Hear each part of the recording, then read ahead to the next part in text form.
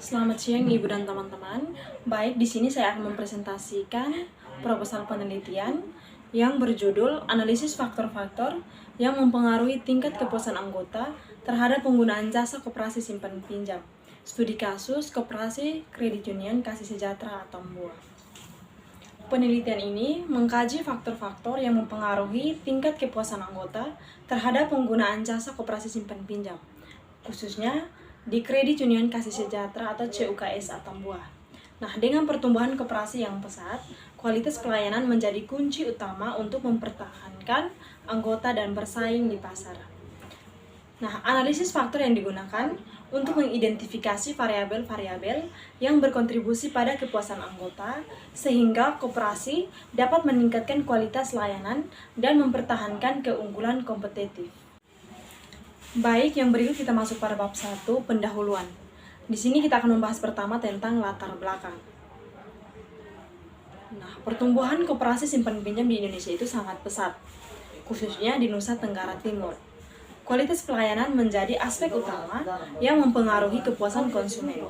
CUKS berupaya memberikan pelayanan terbaik, namun belum mengetahui secara pasti penilaian kepuasan anggotanya. Salah satu jenis koperasi yang banyak diminati masyarakat adalah koperasi simpan pinjam atau KSP. Nah, usaha yang berbasis KSP juga saat ini berkembang dengan pesat di Indonesia. Di tengah perkembangan KSP saat ini menyebabkan persaingan yang sangat tinggi antara satu KSP dengan KSP lainnya.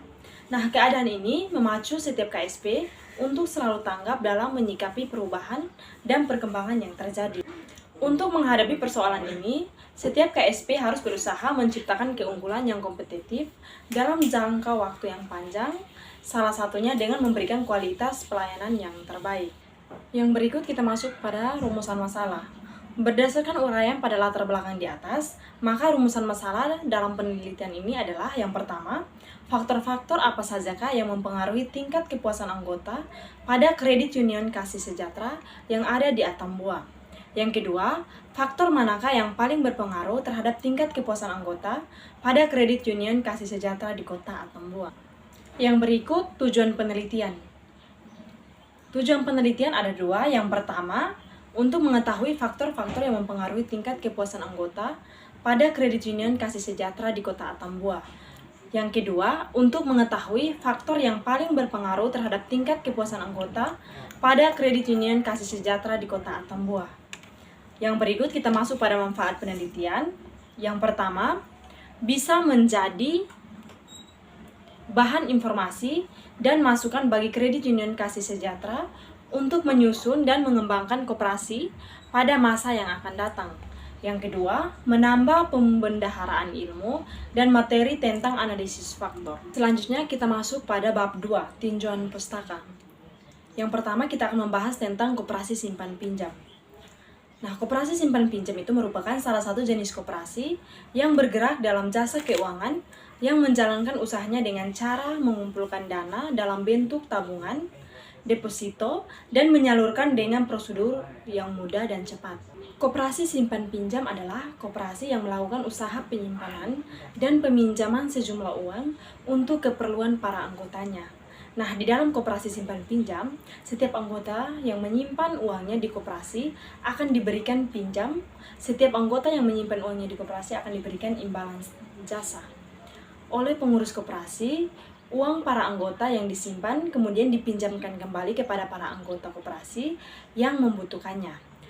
Prosedur simpan pinjam juga cukup sederhana tanpa pinjaman tertentu, asal peminjaman tersebut merupakan anggota koperasi tersebut. Yang berikut, Kredit Union Kasih Sejahtera.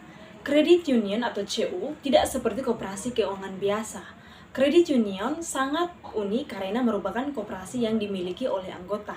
Anggota Kredit Union turut serta berperan dalam menentukan arah keberlangsungan koperasi. Kredit Union Kasih Sejahtera atau CUKS merupakan lembaga keuangan yang bergerak di bidang koperasi simpan pinjam. Kredit Union Kasih Sejahtera berada di Keuskupan Atambua dengan 14 kantor pelayanan yang meliputi 3 kabupaten, yakni Kabupaten Belu, Kabupaten Timur Tengah Utara, dan Kabupaten Malaka di Provinsi Nusa Tenggara Timur. Yang berikut analisis peubah ganda atau analisis multivariat. Analisis peubah ganda atau analisis multivariat merupakan metode statistika yang menganalisis secara simultan peubah-peubah atau variables yang diamati pada setiap individu atau objek. Nah, dalam analisis ini berhubungan dengan semua teknik statistik yang secara simultan untuk menganalisis sejumlah pengukuran pada individu atau objek. Analisis peubah ganda atau analisis multivariat dikategorikan menjadi dua kategori, yaitu analisis dependensi dan analisis independensi. Analisis dependensi adalah analisis yang dapat membedakan antara variabel terikat dan variabel tak terikat. Nah, analisis dependensi bertujuan untuk menjelaskan nilai variabel tak bebas berdasarkan lebih dari satu variabel bebas yang mempengaruhinya. Nah, beberapa macam analisis dependensi antara lain analisis determinan, analisis conjoint, analisis MANOVA, dan analisis korelasi kanonik.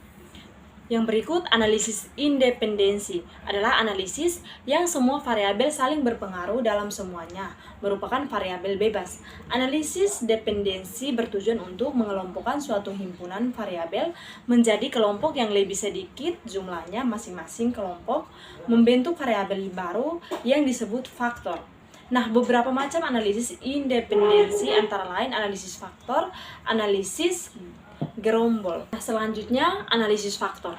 Analisis faktor itu merupakan salah satu bagian dari analisis peubah ganda yang digunakan untuk mereduksi data, yaitu analisis yang menemukan variabel baru yang disebut faktor yang jumlahnya lebih sedikit dibandingkan dengan jumlah variabel asli. Nah, tujuan utama dari analisis faktor adalah data summarization, yaitu menemukan suatu bentuk hubungan internal dari sebuah himpunan peubah-peubah dengan melakukan uji korelasi. Yang kedua, data reduction, yaitu proses membuat peubah baru, yaitu faktor untuk mengganti sejumlah peubah tertentu setelah dilakukan uji korelasi. Nah, faktor tersebut dapat mencerminkan peubah aslinya. Nah, prinsip dasar analisis faktor adalah mengekstraksi sejumlah faktor dari sekumpulan variabel asal, itu X1, X2, X3 sampai dengan XP, sehingga banyaknya faktor lebih sedikit dari banyaknya variabel X yang tersimpan dalam sejumlah faktor. Variabel asal X yang tersimpan dalam sebuah faktor harus saling berkorelasi, sedangkan faktor-faktor yang dibentuk harus tidak saling berkorelasi antara satu sama lainnya. Nah, dalam analisis vektor ada beberapa langkah yang harus dilakukan, yaitu pengujian matriks korelasi, pencarian faktor, dan rotasi faktor. Pengujian matriks korelasi pada analisis vektor dilakukan dengan 3 macam uji statistik. Yang pertama itu uji Kaiser-Meyer-Oekin atau KMO. Nah, uji KMO ini bertujuan untuk mengetahui semua data yang terambil telah layak untuk analisis vektor. Adapun rumus untuk menghitung KMO sebagai berikut. KMO sama dengan sigma I sama dengan 1 sampai P dikali dengan sigma J sama dengan 1 sampai P dikali R I J kuadrat per sigma I sama dengan 1 sampai P dikali dengan sigma J sama dengan 1 sampai P dikali R I J kuadrat ditambah sigma I sama dengan 1 kali P dikali sigma J sama dengan 1 sampai P dikali A I J kuadrat. Yang berikut Bartlett. Bartlett bertujuan untuk mengetahui hubungan antar variabel. Jika terdapat hubungan pada setiap variabel, maka analisis faktor layak untuk digunakan. Apabila X1, X2, X3 sampai dengan XP bersifat saling bebas atau tidak dapat berhubungan, maka matriks korelasi antar variabel sama dengan matriks identitas. Selanjutnya kita masuk pada ekstraksi faktor dengan prinsipal komponen analisis. Nah, ekstraksi faktor itu sama dengan suatu metode yang digunakan untuk mereduksi data dari beberapa indikator untuk menghasilkan faktor yang lebih sedikit yang mampu menjelaskan korelasi antara indikator yang diobservasi. Yang berikut kita masuk pada rotasi faktor. Nah, jika metode ekstraksi faktor belum menghasilkan komponen faktor utama yang jelas, maka perlu dilakukan rotasi faktor. Nah, tujuan dilakukan rotasi faktor ini supaya bisa memperoleh struktur faktor yang lebih sederhana sehingga dapat mudah diinterpretasikan. yang berikut kita masuk pada interpretasi faktor. Nah, langkah berikut itu yaitu pemberian nama atau interpretasi faktor yang telah dibentuk. Nah, pemberian nama faktor berdasarkan pada peubah-peubah yang mendominasikan faktor tersebut. Nah, dilihat dari pola pembobot faktor, baik tanda maupun besarnya. Nah, syarat pemberi nama faktor adalah subjektif, bahkan juga sering ditemukan faktor yang tidak diberi nama karena peubah-peubah yang dominan pada faktor tidak memiliki ciri yang khas. Nah, yang berikut itu optimalis konsumen. Nah, ada beberapa cara untuk meningkatkan kepuasan pelanggannya, antara lain yang pertama itu cepat tanggap menanggapi masalah dan ramah pada konsumen. Nah, ini memberikan pelayanan secara cepat tanggap itu merupakan hal yang penting dalam melayani kebutuhan pelanggan. Nah, yang kedua itu membangun hubungan saling menguntungkan. Nah, dalam memberikan informasi atau produk baru, ada baiknya untuk saling menguntungkan satu sama lain sehingga berkelanjutan bisnis tetap terjaga. Nah, yang ketiga memberikan reward loyalty. Nah, memberikan sedikit kejutan untuk mengekspresi kerjasama dengan pelanggan sehingga konsumen merasa senang dan tetap membeli produk pada perusahaan. Yang berikut, menangani keluhan. Nah, bersedia mendengarkan dan membantu menyelesaikan masalah. Menyelesaikan masalah atau keluhan dari konsumen merupakan salah satu kunci untuk mempertahankan hubungan dengan konsumen. Nah, yang terakhir, melatih karyawan untuk bersikap ramah. Nah, setiap karyawan itu sebaiknya diarahkan untuk mengikuti SOP atau Standard Operation Procedure yang ada. Nah, dengan menyisipkan SOP tentang tata krama supaya perusahaan tidak kehilangan konsumen. Nah, yang berikut kita masuk pada kualitas pelayanan. Nah, definisi kualitas pelayanan itu merupakan keseluruhan ciri-ciri dan karakteristik dari suatu produk atau jasa yang dapat memenuhi kepuasan pelanggan secara langsung maupun tidak langsung.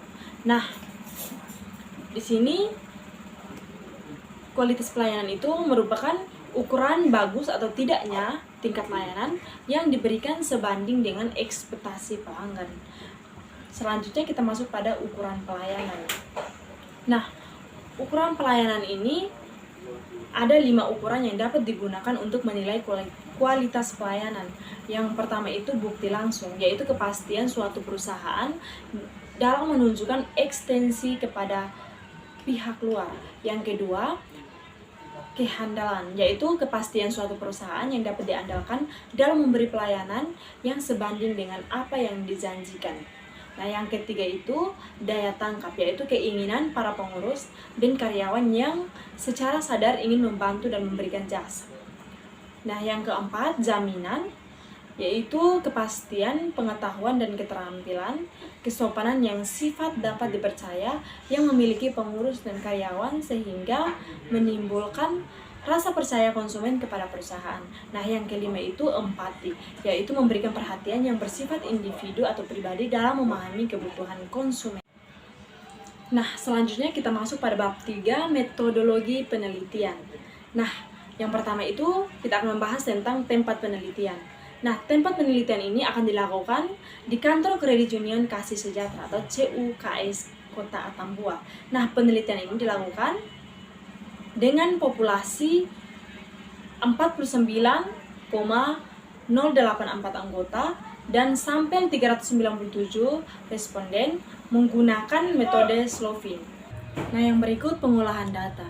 Nah, data itu dikumpulkan melalui kuesioner dan dianalisis dengan analisis faktor melalui pengujian KMO, Bartlett, MSA, ekstraksi, rotasi, dan interpretasi faktor. Nah, yang berikut kita masuk pada variabel penelitian. Nah, variabel penelitian ini adalah satu variabel yang mencakup lokasi, kenyamanan, teknologi, pelayanan, profesionalisme, bunga, perlindungan dana bagi SHU, dan jam kerja. Yang terakhir itu skala pengukuran variabel.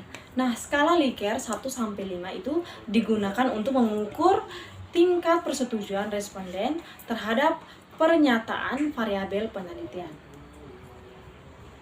Sekian dan terima kasih.